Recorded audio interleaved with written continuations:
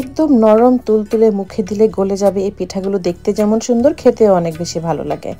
কিন্তু বানানো যদি বেশি ঝামেলা হয় তাহলে এই পিঠাগুলো দেখতে সুন্দর হলেও বা খেতে ভালো লাগলেও আপনারা কিন্তু বানাবেন না। তাই একদম সহজে কম উপকরণে কিভাবে এই পিঠাগুলো বানানো যায় সেটাই আপনাদের সাথে আজকে শেয়ার করছি। একটা প্যানে 1 কাপ পানি নিয়ে তাতে দিয়ে দিয়েছি হাফ টিস্পুন এলাচের গুঁড়া, 1 টিস্পুন লবণ, আর পানিটা ফুটে উঠলে তখন দিয়ে দিচ্ছি 1 কাপ ময়দা, 1/3 কাপ নারকেল কোরানো, আর 1 কাপ সেদ্ধ আলু। সেদ্ধ আলু, নারকেল সব ময়দার সাথে ভালোভাবে নেড়ে মিশিয়ে নিচ্ছি। আর মেশানো হয়ে গেলে চুলার আঁচটা বন্ধ করে দেব। চুলার আঁচ বন্ধ করে দিয়ে 10 মিনিট ঢাকনা দিয়ে ঢেকে রাখবো, যেন ময়দার যে ডোটা আমরা তৈরি করছি সেটা একটু সেদ্ধ হয়ে যায়। 10 মিনিট পর ঢাকনাটা খুলে ময়দার ডোটাকে একটা প্লেন সারফেসে নিয়ে নিব।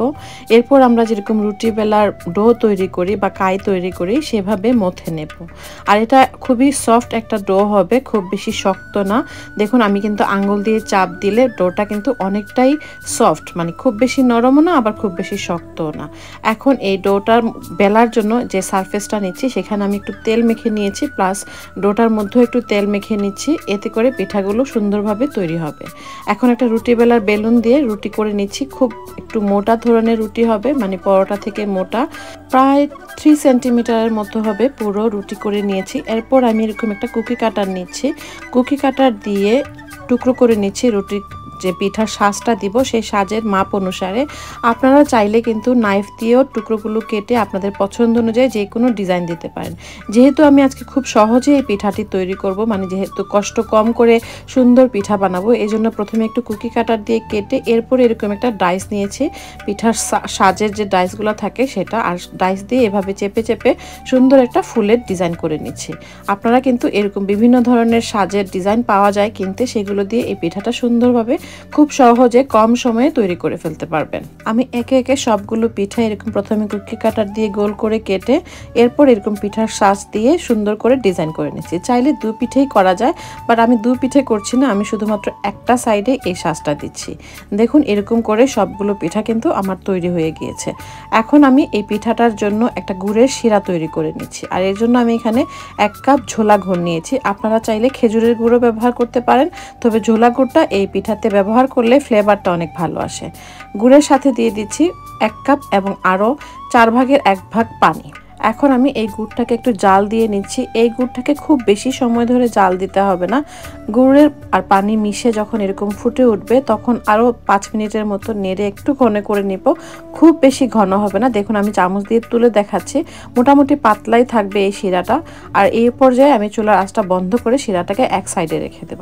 এখন একটা প্যানে আমি তেল নিয়ে নিয়েছি পরিমাণ মতো। তেলটা যখন গরম হয়ে যাবে তখন এখানে আমি একে একে সবগুলো পিঠা দিয়ে দিচ্ছি। আর চুলার আঁচ আমি মিডিয়াম হাইতে রেখেছি। মিডিয়াম হাই আঁচে রেখে পিঠাগুলোকে একে একে ওলট পালট করে সুন্দর সোনালি রং না হয়ে আসা পর্যন্ত উল্টে পাল্টে ভেজে নিতে হবে। আমি এক সাইডটা যখন মোটামুটি ভাজা হয়ে যাবে তখন অন্য পাশটা উল্টে দিচ্ছি। খুব বেশি নাড়ানাড়ি করতে যাবেন না, তা না হলে পিঠাগুলো ভেঙে যেতে পারে।